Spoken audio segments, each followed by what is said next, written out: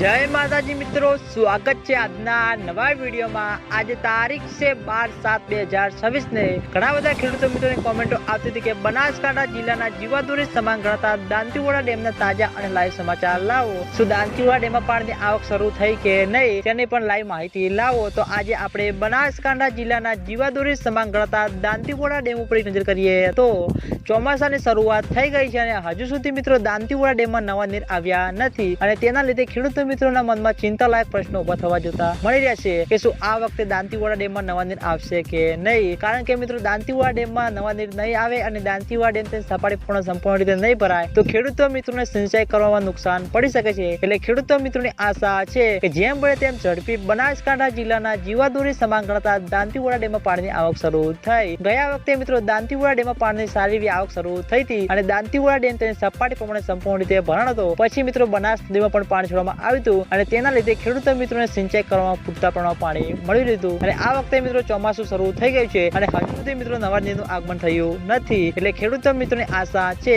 કે જેમ બને તેમ ઝડપી મિત્રો બનાસકાંઠા જળાશયોમાં પાણીનું આગમન થાય અને બનાસકાંઠા જિલ્લાના જીવાદોરી સમાન ગણાતા દાંતીવાડા ડેમ, ટીપુ ડેમ અને મુક્તેશ્વર ડેમમાં પાણીની આવક શરૂ થશે। તો સૌથી પહેલા તમને બધાને આ ચેનલ દ્વારા વિડીયો બનાવીને જાણ કરવામાં આવશે। એટલે તમે બધા અમારી ચેનલ ઉપર નવા હોય તો વિડીયોને લાઈક કરી દેજો, કોમેન્ટ કરી દેજો અને ચેનલને સબસ્ક્રાઇબ પણ કરી દેજો। તો મિત્રો જય માતાજી।